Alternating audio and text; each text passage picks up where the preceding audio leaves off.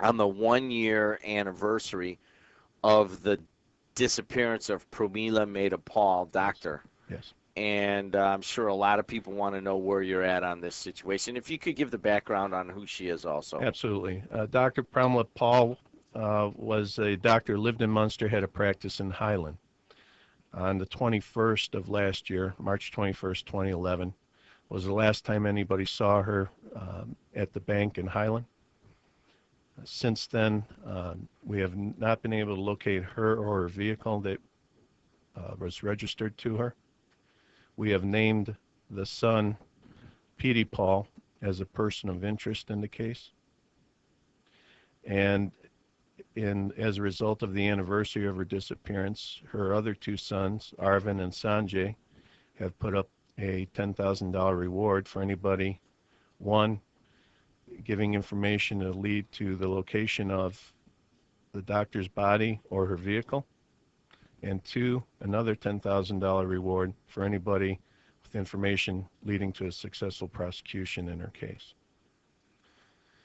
You know, this is a sad situation. We don't need an address, but what part of Munster does she live in? She lives in the south part of Munster, In the in south Twin part? Creek subdivision. In the Twin Creek subdivision. Yes.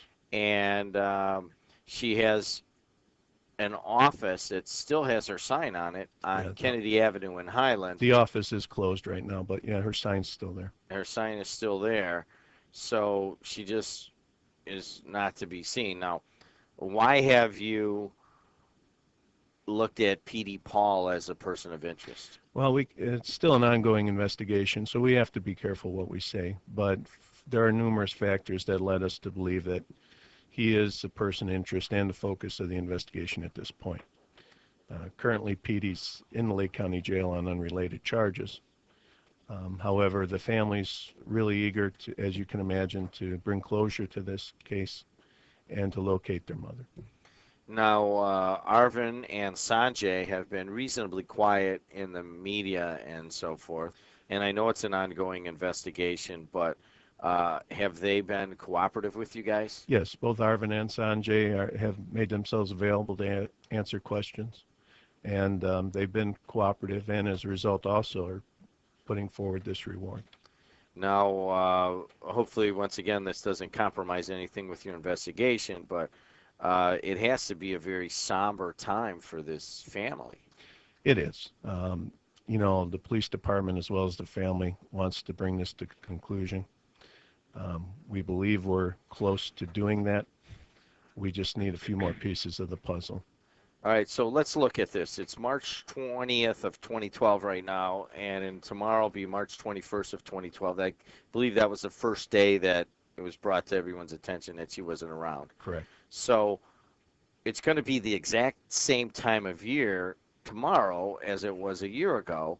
So maybe there's some sort of weather-related possibility or just jars somebody's memory or something, which is what you're kind of looking for, is just a couple of, sometimes it seems like it's information that no one could possibly use, but it might be the key break in the case. That's precisely it. A lot of times we're all busy human beings now, and sometimes we just dismiss something and assume that the police already know about it or put it out of our memory. And we're hoping this jogs their memory a little bit, and maybe they remember something that they can call in 836-1010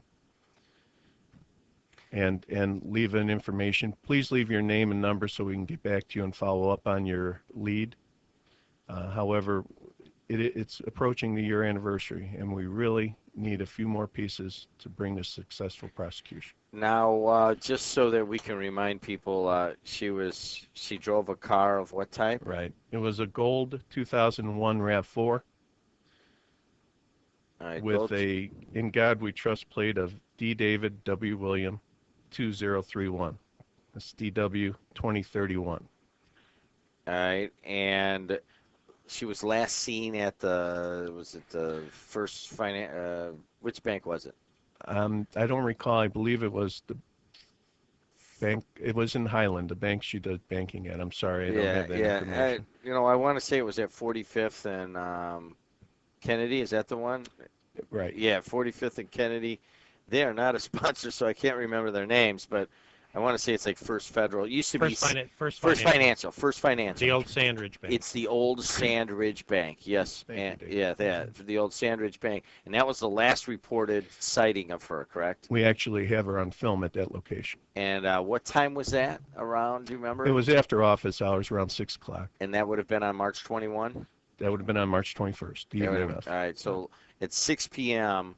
on March 21 or thereabouts, she was the last sighting, and it is on film, was near the old Sand Ridge at the First Financial at Kennedy and 45th. Yes. Okay, and so description of Miss Dr. Maida Paul, was she like 60 years old? Well, she was 70 years old at the time. Oh, really? She'd be 71 now. She's 5'1", 130 pounds, brown hair, brown eyes. I did not realize she was that old. Now, you do realize she used to call the show sometimes. No, I wasn't aware of that. Oh, there you go. There's another. There you go. There Those you are go. the little clues we're looking for. And it was brought to me because she would call in, and I don't think she would necessarily say who she was or friend or whatever. She may have said Promila a couple times. I remember that on the board and so forth. But she has an accent. Yes. Kind of a thick accent, really. And she would call in, and I can't even remember. Now that I think about it, perhaps we should be looking for those tapes if we indeed have some of them. We go through the old tapes once in a while. I'm sure there's nothing in there, but you never know. So well, we're taking any all leads.